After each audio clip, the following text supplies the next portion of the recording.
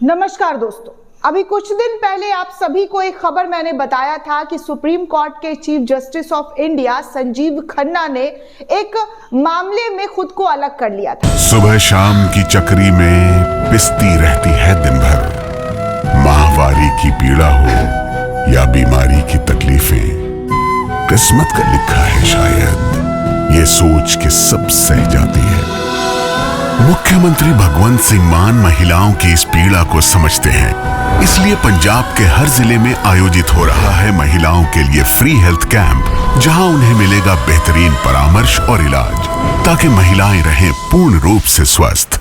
जी हाँ, एक मामले की सुनवाई करने से खुद को अलग कर लिया था। यह मामला था चुनाव आयुक्त की नियुक्ति को लेकर, जिस पर सुनवाई सुप्रीम कोर्ट के अंदर जो है वो चल रही है। लेकिन एकाएक खबर आई कि जो हमारे सीजीआई हैं वो इस पूरे मामले को सुनेंगे ही नहीं।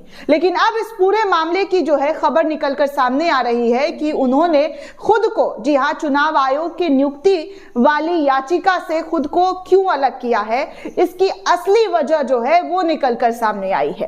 नेटवर्क 18 के हवाले से दोस्तों खबर निकलकर सामने आती है और इस खबर में बहुत सारी जानकारियां जो है वो दी जा रही है। सबसे पहले मैं आपको नेटवर्क 18 के हवाले से जो खबर आई है वो बताना चाहूंगी कि सीजीआई चीफ जस्टिस जो है उन्होंने खुद को इस पूरे मामले से क्यों अलग किया। दरअसल खबरों की अगर बात की जाए दोस्तों, तो सुप्रीम कोर्ट के चीफ जस्टिस खन्ना ने मुख्य चुनाव आयुक्त और चुनाव आयुक्तों के चयन के लिए गठित समिति से सीजीआई को बाहर रखने की चुनौती देने वाली याचिका की सुनवाई को खुद से अलग कर लिया था।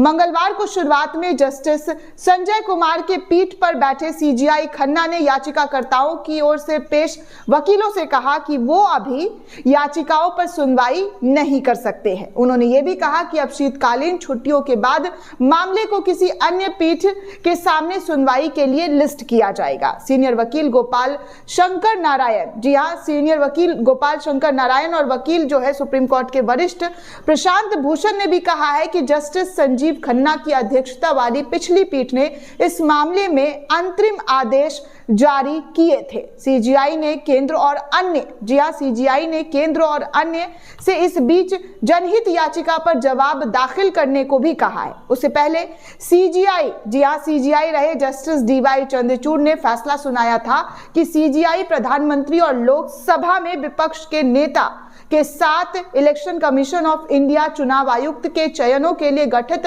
जो है समिति में शामिल होंगे। हालांकि बाद में केंद्र सरकार ने संसद का रास्ता अपनाते हुए चयन बनाए गए पैनल से प्रधानमंत्री और विपक्ष के नेता के अलावा प्रधानमंत्री द्वारा नामित किए गए एक मंत्री को शामिल करने का फॉर्मूला अपनाया गया था।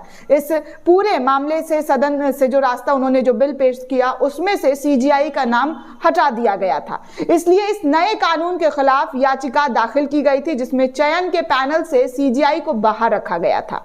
एक प्रमुख तर्क में यह भी कहा गया कि ये चयन पैनल में सरकार के पक्ष में 2:1 का अनुपात है, जिससे ये असंतुलित हो जाता है कि जो चुनाव आयोग की नियुक्ति है वो सिर्फ और सिर्फ सरकार के हाथों में होगा, क्योंकि उनके पास 2:1 का मत है, खुद प्रधानमंत्री नरेंद्र मोदी और दूसरा उनके द्वारा नामित किया गया कोई मंत्री। तो ऐसे में विपक्ष का क्या ही उनका रोल होगा। तो ये बातें भी कही जा रही थी तब।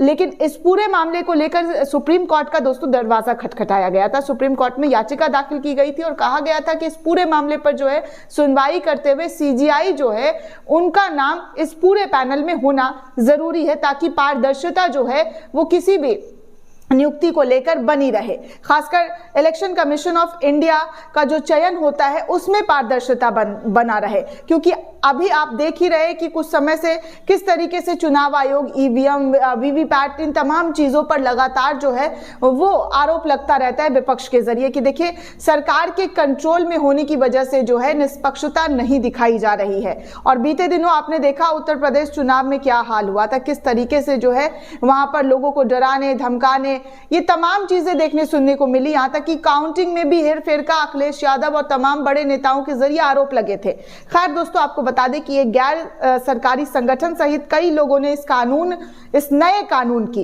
वैधता को चुनौती दी है।